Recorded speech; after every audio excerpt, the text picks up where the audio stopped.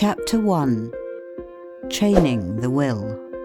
The education of the will is the object of our existence, says Emerson. Nor is this putting it too strongly if we take into account the human will in its relations to the divine. This accords with the saying of J. Stuart Mill that a character is a completely fashioned will.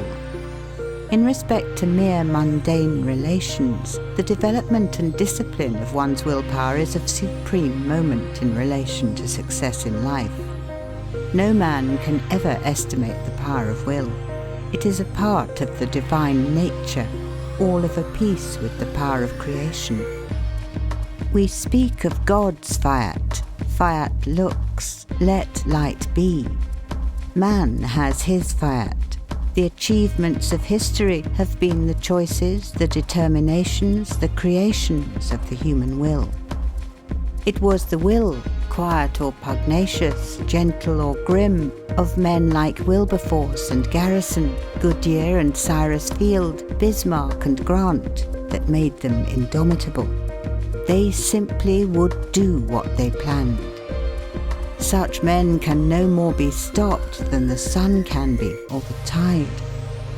Most men fail, not through lack of education or agreeable personal qualities, but from lack of dogged determination, from lack of dauntless will.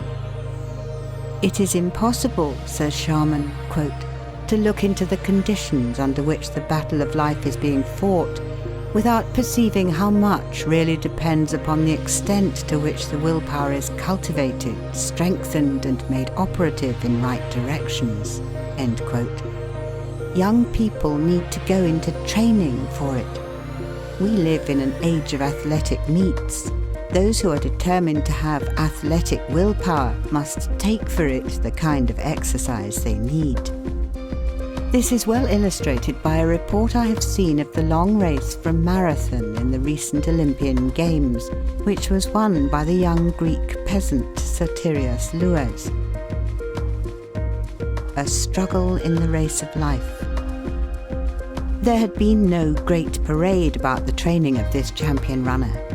From his work at the plough, he quietly betook himself to the task of making Greece victorious before the assembled strangers from every land. He was known to be a good runner, and without fuss or bustle he entered himself as a competitor. But it was not his speed alone, outdistancing every rival, that made the young Greek stand out from among his fellows that day. When he left his cottage home at Amarousi, his father said to him, "Sotiri, you must only return a victor." The light of a firm resolve shone in the young man's eye. The old father was sure that his boy would win, and so he made his way to the station, there to wait till Sotiri should come in ahead of all the rest. No one knew the old man and his 3 daughters as they elbowed their way through the crowd. When at last the excitement of the assembled multitude told that the critical moment had arrived, that the racers were nearing the goal, the old father looked up through eyes that were a little dim, as he realized that truly Sotiri was leading the way. He was returning a victor. How the crowd surged about the young peasant when the race was fairly won. Wild with excitement, they knew not how to shower upon him sufficient praise. Ladies overwhelmed him with flowers and rings. Some even gave him their watches, and one American lady bestowed upon him her jeweled smelling bottle. The princes embraced him, and the king himself saluted him in military fashion. But the young Sotirios was seeking for other praise than theirs.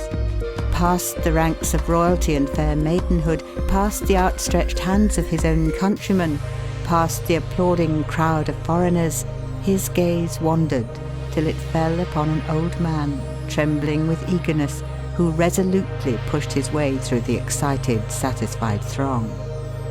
Then the young face lighted, and as old Louas advanced to the innermost circle with arms outstretched to embrace his boy, the young victor said simply, "You see, father, I have obeyed." Mental discipline. The athlete trains for his race, And the mind must be put into training if one will win life's race.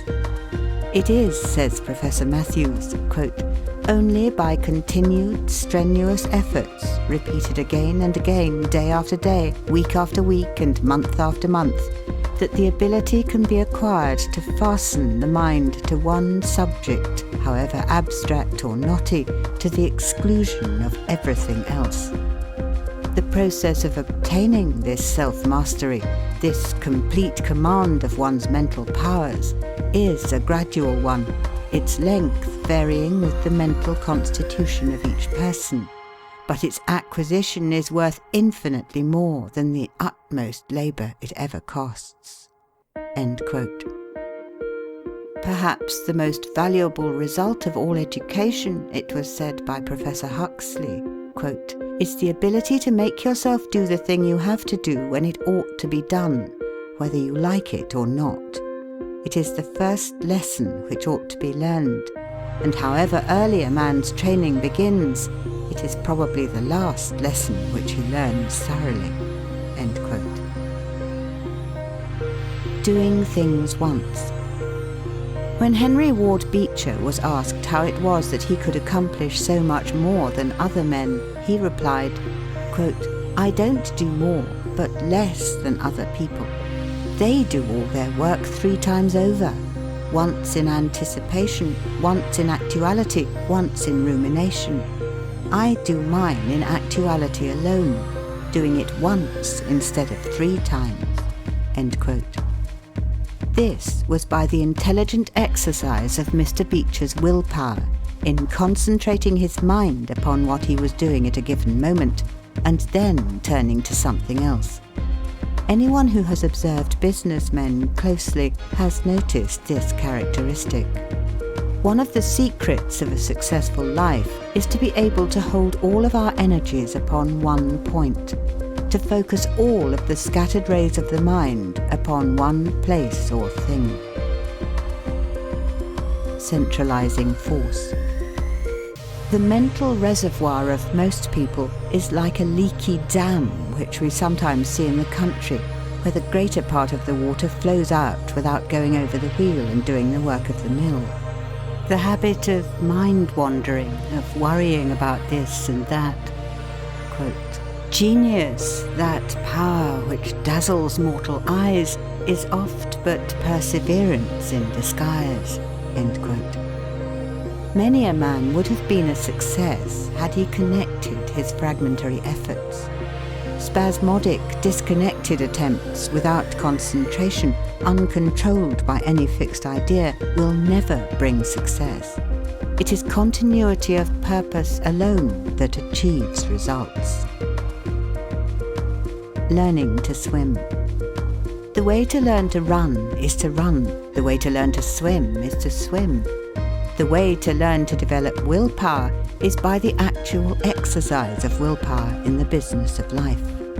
The man that exercises his will, says an English essayist, quote, "makes it a stronger and more effective force in proportion to the extent to which such exercise is intelligently and perseveringly maintained." End quote. The forth-putting of willpower is a means of strengthening willpower. The will becomes strong by exercise. To stick to a thing till you are master is a test of intellectual discipline and power. Dr. Kyler. It is astonishing, says Dr. Theodore Kyler, quote, "how many men lack this power of holding on until they reach the goal. They can make a sudden dash, but they lack grit. They are easily discouraged. They get on as long as everything goes smoothly, but when there is friction, they lose heart. They depend on stronger personalities for their spirit and strength. They lack independence or originality. They only dare to do what others do. They do not step boldly from the crowd and act fearlessly." End quote. The big trees. What is needed by him who would succeed in the highest degree possible is careful planning. He is to accumulate reserved power, that he may be equal to all emergencies. Thomas Starr King said that the great trees of California gave him his first impression of the power of reserve. Quote, "It was the thought of the reserve energies that had been compacted into them," he said, "that stirred me. The mountains had given them their iron and rich stimulants. The hills had given them their soil. The clouds had given their rain and snow, and 1,000 summers and winters had poured forth their treasures about their vast roots." End quote. No young man can hope to do anything above the commonplace who has not made his life a reservoir of power on which he can constantly draw, which will never fail him in any emergency. Be sure that you have stored away in your powerhouse the energy, the knowledge that will be equal to the great occasion when it comes. "If I were 20 and had but 10 years to live," said a great scholar and writer, quote, "I would spend the first 9 years accumulating knowledge and getting ready for the 10th. End quote. I will. There are no two words in the English language which stand out in bolder relief, like kings upon a checkerboard, to so great an extent as the words "I will." There is strength, depth and solidity, decision, confidence and power, determination, vigour and individuality in the round, ringing tone which characterises its delivery. It talks to you of triumph over difficulties, of victory in the face of discouragement, of will to promise and strength to perform, of lofty and daring enterprise, of unfettered aspirations, and of the 1,001 solid impulses by which man masters impediments in the way of progression. As one has well said, quote, "He who is silent is forgotten. He who does not advance falls back. He who stops is overwhelmed, distanced, crushed. He who ceases to become greater becomes smaller. He who leaves off gives up. The stationary is the beginning of the end. It precedes death. To live is to achieve, to will without ceasing." End quote. Be thou a hero. Let thy might tramp on eternal snows its way, and through the ebon walls of night hew down a passage unto day. Park Benjamin. End of chapter 1.